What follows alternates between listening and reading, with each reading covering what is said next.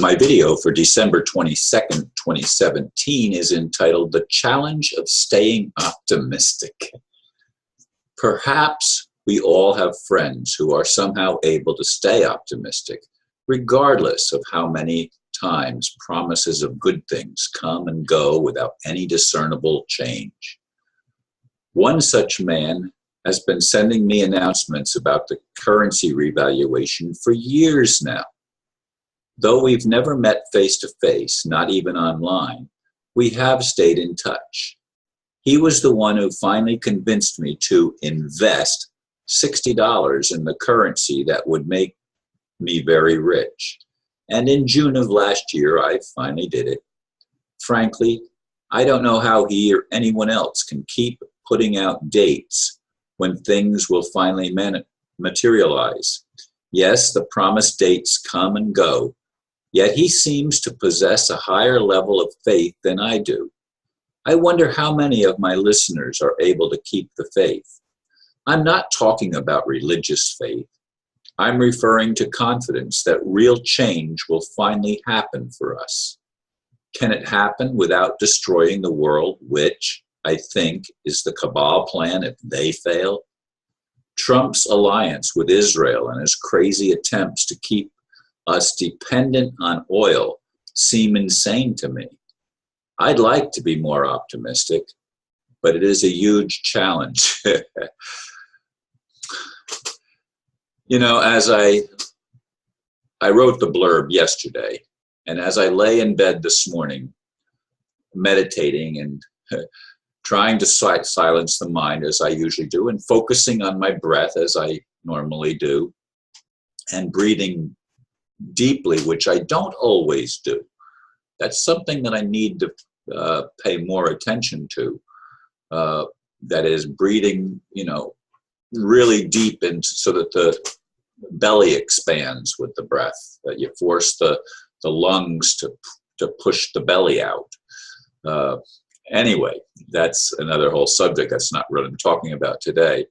But I would like nothing better than to see the kingdom of heaven manifest on earth. I'd like to see the Creator, whatever that is, whatever God that is, I'd like to see the Creator take responsibility for the creation. Now, people continue to tell me, Ron, don't you know that God gave us that responsibility? Yeah, I've heard it.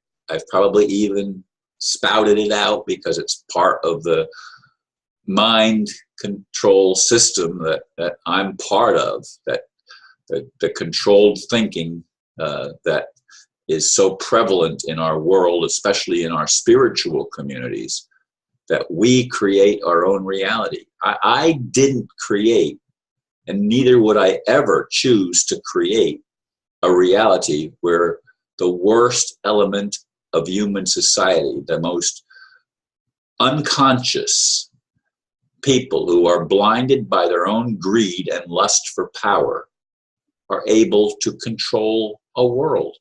But that's the world that you and I live in, whether we like it or not, whether we're willing to admit it or not. We live in a world that is controlled by a monetary system created by those whose objective is to rule the world. And as I was laying there this morning meditating, the 23rd Psalm came to me, and I thought, well, I'm going to make another video about that.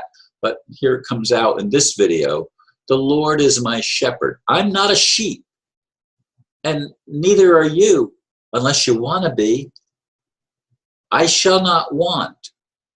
I do want. I want a better world.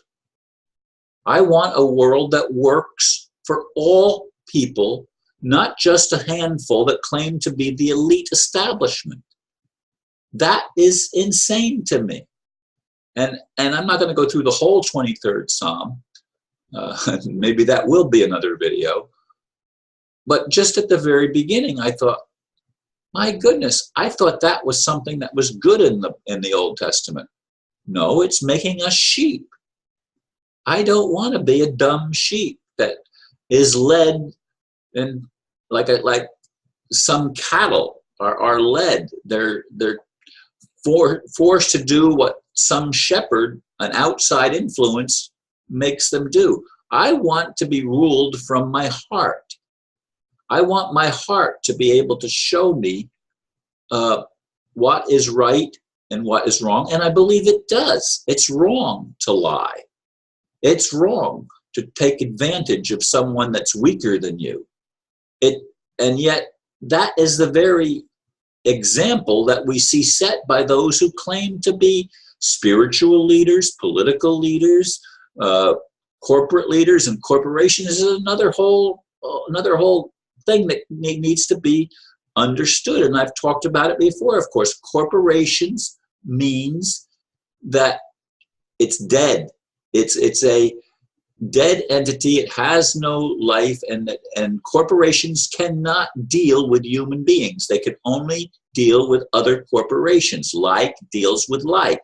And so they create corporations in everybody's name, so that you and I as human beings aren't human beings to corporations. We're just more corporations because they can control corporations. And corporations have no rights because corporations are dead entities. They are something that is created that is nothing. And it's not just that it's created out of nothing, it is nothing. We are actually something. We are something created, and we are given in the creation natural rights. But those rights have been eroded, and most of us don't even know we have them. We have privileges granted to us by our authorities, our leaders. This is not acceptable. So how are we supposed to stay optimistic when we see this level of leadership, rulership in our world that does not allow us to exercise free will, that does not allow us to prosper and be in health, even as our soul prospers, and they keep our souls suppressed by ignorance, so that we end up ignoring, because we've been taught wrong things, we end up ignoring that which can free us because we don't even know it's there.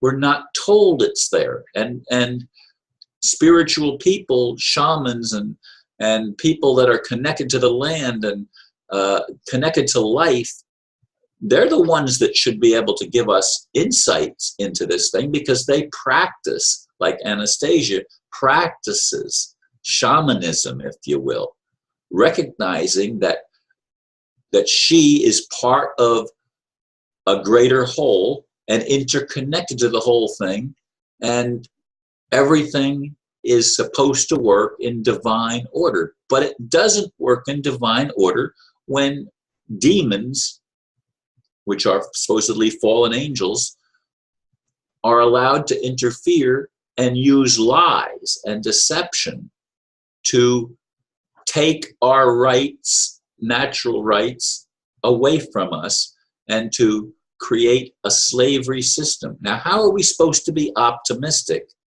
when we see this and when we pray and we know that our forebears and ancestors prayed again and again and went through various rituals wanting the kingdom of heaven to come on earth and wanting the Jubilee, which is supposed to be every 50 years.